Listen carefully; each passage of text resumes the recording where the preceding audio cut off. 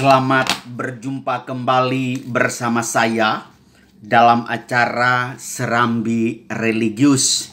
Semoga semua pendengar setia YouTube senantiasa diberkati oleh Tuhan, keluarga dikunjungi oleh Allah, dan senantiasa mendapat rahmat yang berlimpah. Mari kita awali renungan kita kali ini dengan membuat tanda kemenangan iman. Dalam nama Bapa dan Putra dan Roh Kudus. Amin. Tuhan bersamamu dan bersama rohmu. Inilah Injil Yesus Kristus menurut Lukas. Dimuliakanlah Tuhan. Sekali peristiwa, timbullah pertengkaran di antara para murid Yesus tentang siapakah yang terbesar di antara mereka. Tetapi Yesus mengetahui pikiran mereka. Karena itu, Ia mengambil seorang anak kecil dan menempatkannya di sampingnya.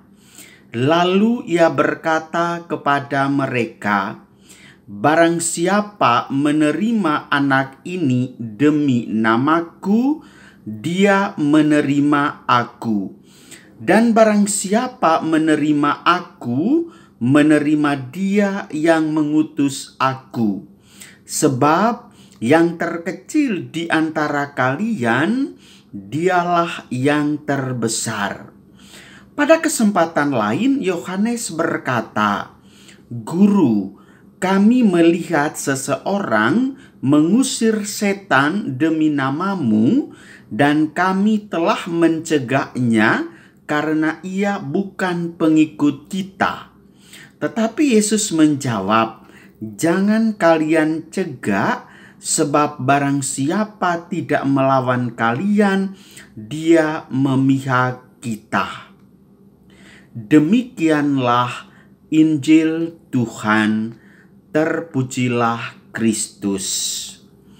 Siapa yang terbesar, dan dia akan menjadi yang terkecil. Ibu bapa, saudari-saudara umat Allah yang terkasih dalam Yesus Kristus. Pergumulan hidup manusia adalah keinginan untuk menjadi yang besar.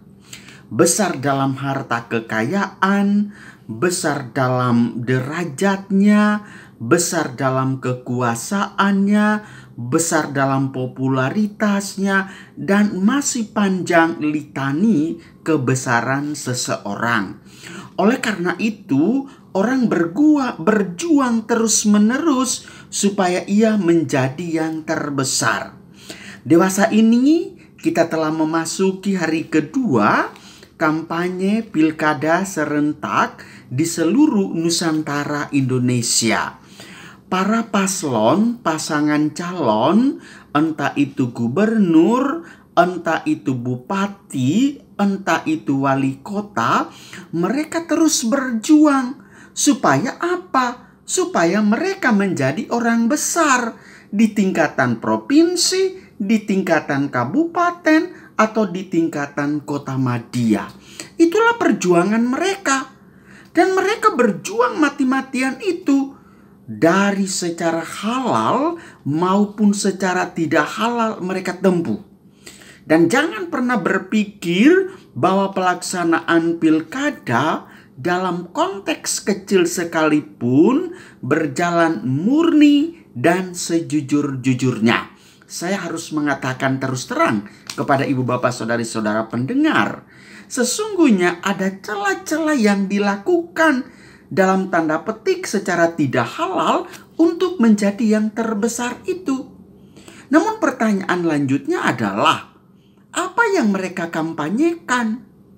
Yesus Kristus memberikan rumusan jitu. Yesus Kristus mengatakan, ketika Anda berjuang menjadi yang terbesar, sesungguhnya lihatlah, ini ada seorang anak kecil dan ia menempatkan di antara para penguasa, para calon pemimpin, dan para calon orang besar itu. Lalu ia berkata kepada mereka, "Barang siapa menerima anak ini demi namaku, dia menerima aku. Dan barang siapa menerima aku, menerima dia yang mengutus aku. Sebab yang terkecil di antara kalian, dialah yang terbesar." Ibu bapak, saudari-saudara yang terkasih, siapakah yang lebih kaya, hebat, dan kuat, yang dalam kesederhanaannya mau menolong sesama, atau menunggu kaya, atau mampu baru menolong sesama? Anda boleh berkoar-koar supaya para kontestan ini dipilih dan dimenangkan sekali lagi secara halal dan tidak halal. Anak kecil ditampilkan untuk mendidik kita supaya menjadi pribadi yang kaya ketulusan, kaya ketaatan, tidak lekat, dan takut akan Tuhan. Saudara-saudariku umat beriman yang terkasih, saya baru saja mengadakan pertemuan dengan para seksi kerasulan awam tingkatan paroki Sekevikepan Utara, yakni daerah Provinsi Kepulauan Riau. Dan dalam kesempatan itu bersama Ormas Katolik, terdiri dari Wanita Katolik Republik Indonesia, Pemuda Katolik, dan Perhimpunan Mahasiswa Katolik Republik Indonesia, kami mencari syarat-syarat yang ada dalam diri paslon yang akan ditampilkan ke hadapan orang Katolik, supaya orang Katolik mengklaim bahwa itulah pemimpin sejati. Di antaranya macam-macam hal. Ada yang mengatakan pemimpin yang kita pilih adalah pemimpin yang tidak membeda-bedakan. Pemimpin yang mampu merangkul semua orang, entah latar belakang apapun. Pemimpin yang memperhatikan kaum minoritas. Pemimpin yang peduli dengan keluhan masyarakat kecil. Silakan saja, dan ini merupakan suatu kriteria yang sangat umum dan lazim.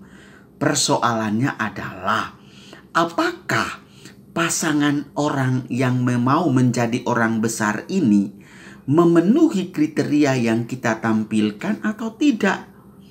Kita tidak usah bermimpi muluk-muluk, tetapi minimal paling tidak ada dalam diri calon pemimpin yang bersangkutan itu. Maka kepada para pendengar setia YouTube di mana saja Anda berada, kalau di daerahmu mengadakan pilkada, pakailah kriteria seperti ini. Lihatlah orang yang bersangkutan, bagaimana dia bergening tanpa menyingkirkan yang kecil dan yang lemah, tetapi merangkul mereka dan membuat orang kecil menjadi orang besar. Kalau memang demikian yang terjadi, maka saya sangat percaya bangsa negara kita, masing-masing agama yang ada di Indonesia akan berjalan maju dan terjalinlah rasa harmonis di antara kita. Karena apa? Sesungguhnya para pemimpin tampil seperti anak kecil, dan dialah yang akan menjadi terbesar di dalam lingkungan hidup bermasyarakat dan beragama. Mari kita sama-sama menggunakan hak pilih kita sebagai warga 100% negara Indonesia dan 100% agama Katolik. Semoga Tuhan memberkati kita semua. Amin. Tuhan bersamamu dan bersama rohmu. Semoga saudara-saudari sekalian, seluruh perjuangan hidup, segala harapan dan syukur kita diberkati oleh Allah yang Maha Kuasa, Bapa, Putra, dan Roh Kudus. Amin.